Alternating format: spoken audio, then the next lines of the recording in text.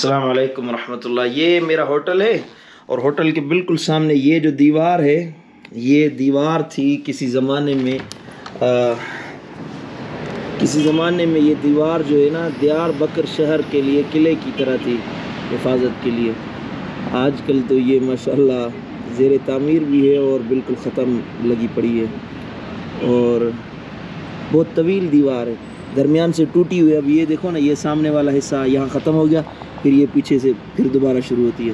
یہ درمیان والا حصہ کاٹا ہوا ہے، یعنی ٹوٹ پھوٹ کا شکار ہے۔ اور میں بالکل دیار بکر کی دیوار کے سامنے سکونت پذیر ہوں۔ اور سعید بھائی جو ہے، ان کا پیپر تھا آج استنبول، تو وہ اپنی یونیورسٹی چلے گئے۔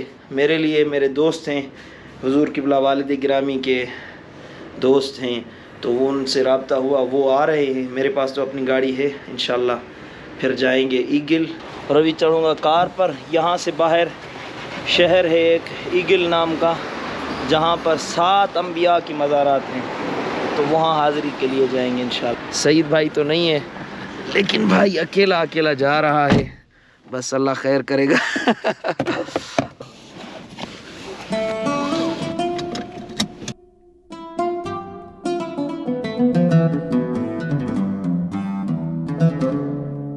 اللہ توفیق دے گا روڈوں کو سمجھنے کی۔ بھائی بڑا مشکل ہے گاڑی چلانا۔ میرے تو ڈرائیور رکھا ہوا ہے، نثار بھائی ہے ایک میرا ڈرائیور، وہ گاڑی چلاتا ہے۔ ہم تو یہاں گوگل کے آسرے پر چل رہے ہیں۔ ہم کراچی اور حیدرآباد کے ڈرائیور ہیں، اور اشاروں کا پتہ نہیں ہے یہ، لیکن یہاں پر جو ہے نا جگہ جگہ اشارے ہیں، پتہ ہی نہیں چلتا۔ 1-2 پر تو بس سگنل توڑنے ہی والا تھا۔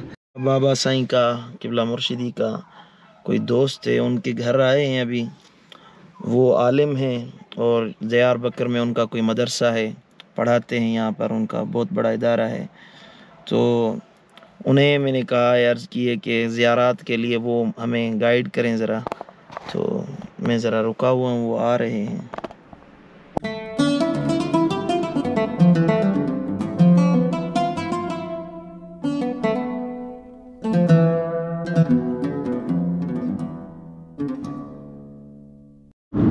شیخ امراللہ کا کہنا ہے کہ یہ جو روڈ جس سے ہم چل رہے ہیں، یہ اس حکومت نے نیا بنوایا ہے، کیونکہ یہ حکومت جو ہے نا اولیاء کرام سے محبت کرنے والی ہے، اور کیونکہ آگے پرانا روڈ تھا، بہت ہی خراب تھا اور راستہ بھی نہیں تھا، لیکن مزارات اولیاء و انبیاء کی وجہ سے یہ نیا روڈ بنایا گیا ہے، خاص صرف مزارات اولیاء کے لیے، اور کوئی معاملہ نہیں ہے۔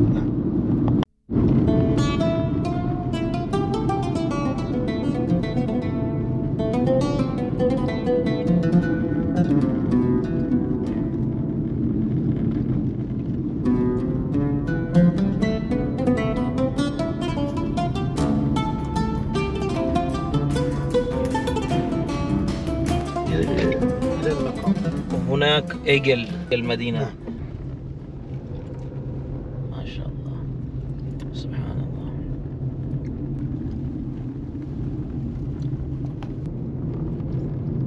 ما شاء الله، ما شاء الله، جيد، ما شاء الله. نعم.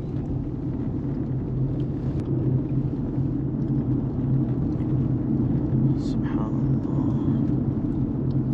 هذا مكان تاريخي.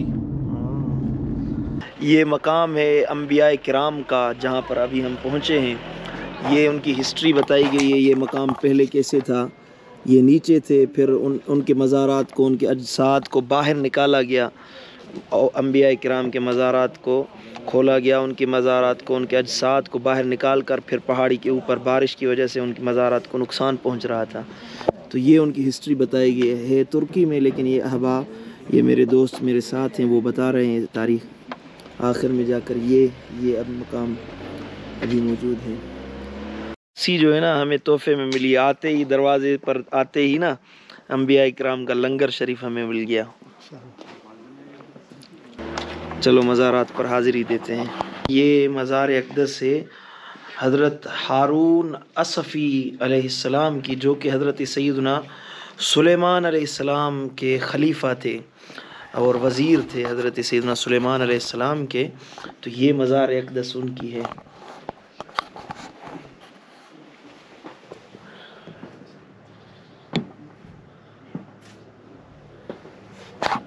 عمر ابن يعني هارون الأسفي وعمر ابن بيريجان. من هو؟ هو يقول شخص مبارك يعني. هو عمر ابن بيريجان بعد من رسول الله صلى الله تعالى عليه وسلم. لا يقولون قبل رسول الله. قبل بل هو من الأنبياء. يقولون يعني ليس هو ساتھ میں حضرت ہارون الصفی علیہ السلام کے ساتھ دوسری مزار ہے لیکن پتہ نہیں کہ وہ کون ہیں، اس کی ہسٹری کا معلوم نہیں ہے. یہ میرے سامنے حضرت سیدنا الیسع علیہ الصلوۃ والتسلیم کی مزار اقدس ہے. وہ حضرت سیدنا ذوالکفل علیہ السلام کی مزار اقدس ہے. اسماعیل والیسع ویونس ولوطا وکلا فضلنا علی العالمین. انا اكل شويه ما هو شيء. یہ لنگر تقسیم ہو رہا ہے یہاں پر چوربا. ہاں شويه شويه شويه شويه شويه شويه يا ابي شويه تمام. بس والله بس أنا وعدتك لهم. الله معكم. الله راضي.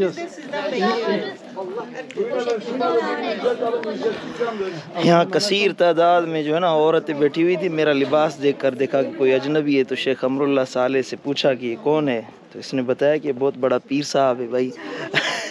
اس کے ہزاروں مرید ہیں. اور میں نے کہا میرے مرید نہیں، میرے والد صاحب کے مرید ہیں. اور انہوں نے کہا کہ بھائی ہمارے لیے دعا کریں. سبحان اللہ. لنگر بھی اولیاء کا انبیاء کا کھا لینا. حضرت نبی ذنون علیہ السلام جو حضرت سیدنا یونس علیہ السلام کے بھائی تھے، ان کی مزار اقدس پر آئے ہیں. یہ سامنے حضرت کا کی مزار اقدس ہے، طویل مزار ہے، قبرستان ہے، اہل مقابر ہیں. اور یہ شہر ہے، اگل شہر کہتے ہیں اسے.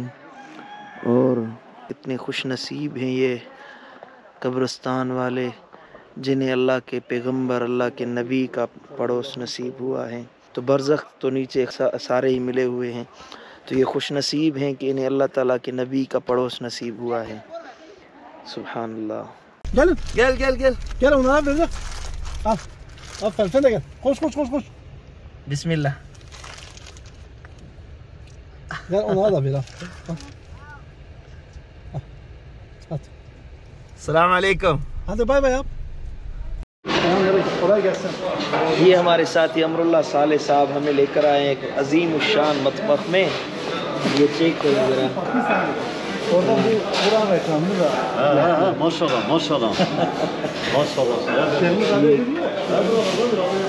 چیک کریں ذرا بھائی صاحب، ان کا سامان چیک کریں. اللہ اکبر. سب سے پہلے یہ کوفتہ دے کر گئے، کھاؤ. ماشاءاللہ ذائقے دار ان کا، ماشاءاللہ کمال کا کھانا کھلایا. پورے سفر میں اتنا کھانا میں نے کبھی نہیں کھایا جتنا آج میں نے کھایا ہے شیخ امراللہ صالح کی وجہ سے. ماشاءاللہ پرندے کا گوشت تھا اور پتہ نہیں کیا کیا چیزیں رکھوا دیں. بہت زیادہ تکلف کیا.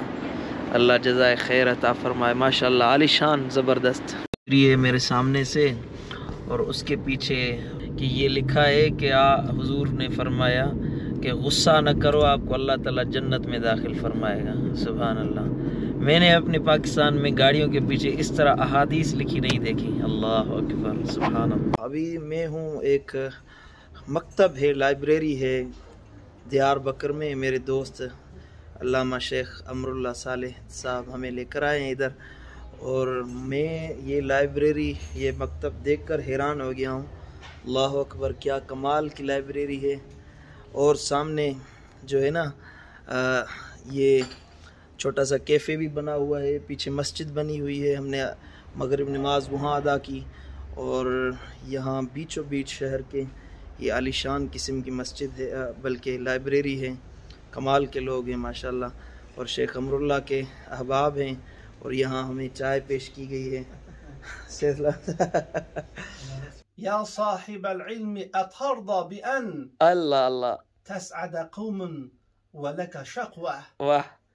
كفاك الله سبحانه لا يكن غيرك أوفى منك بالحظوة. سبحان الله ما شاء الله.